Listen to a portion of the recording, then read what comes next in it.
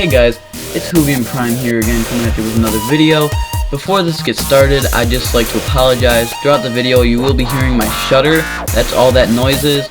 I can't really help it. It's my camera. I don't know why it does it or how to stop it.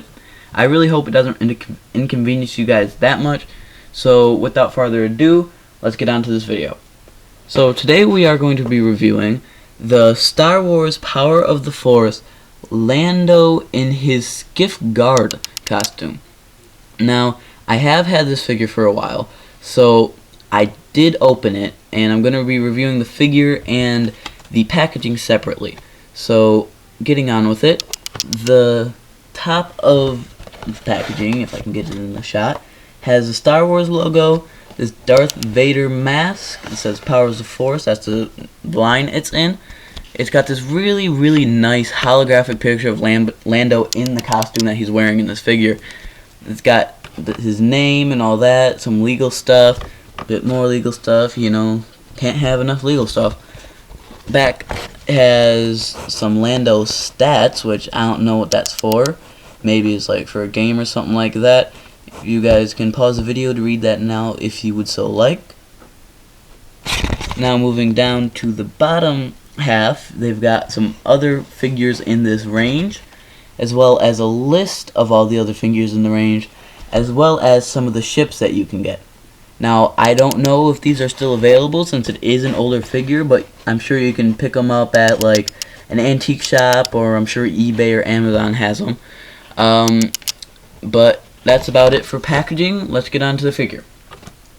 The figure itself comes with two accessories. It's in the, I want to say, 3.75 inch scale, just like the Doctor that we reviewed last time. It's got its helmet, which I think is the more superior of the two accessories. Then it's got this pike. Now we're going to be taking a look at the pike first. I kind of have a love-hate relationship with this pike, because on one hand, it does have good detailing. As you can see, it's got this little blade going on, and throughout it's got a lot of little rivets and stuff like that my camera really isn't doing justice. But the thing is, the rivets don't really stand out. I wish they would have given them some sort of paint app, or maybe engraved them or something like that. But it's a good accessory when it could have been a great accessory. But other than that, I really don't have too many issues with it. So let's move on to the helmet. Now the helmet, as I said before, is my favorite of the two.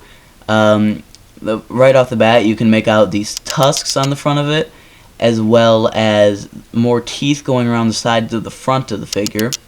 It's got this weird neck guard thing that I'm not exactly sure what that is. On the top here, it's got some paint apps that make it look really worn and like it's seen some battle, which I really do like. That's one of my favorite parts about the helmet. You can make out the bolts that they, I suppose, would use to make the helmet. Other than that, there really isn't too much going on, but I like it. It's got a lot of detail. It's short, sweet, and to the point. It's definitely my favorite accessory for this figure. Moving on to the actual figure himself, Lando.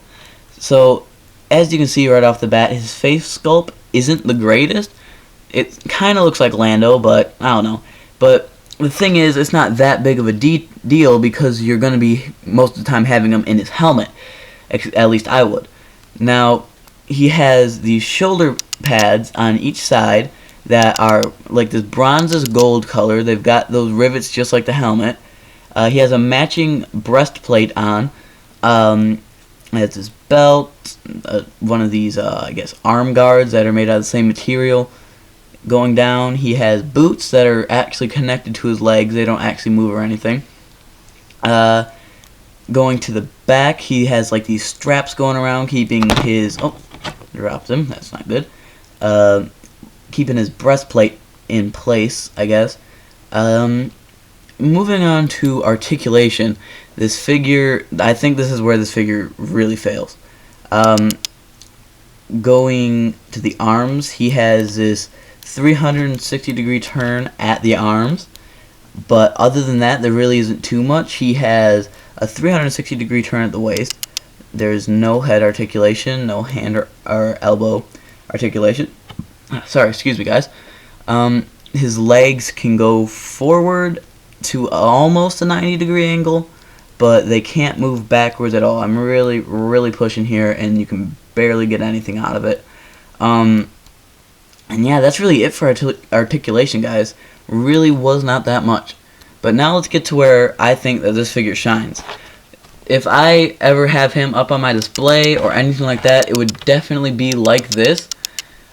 And sorry, taking a bit of a time to get together, but that's with him with both of his accessories on.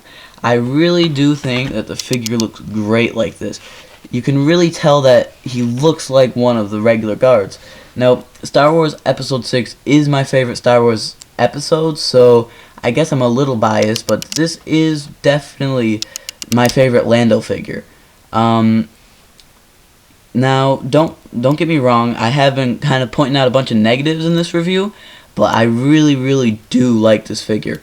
I'd say it was worth the price. I don't know the original price for it, but I got this one for about around $5, which is really a steal. I don't know how much is going for retail now, though.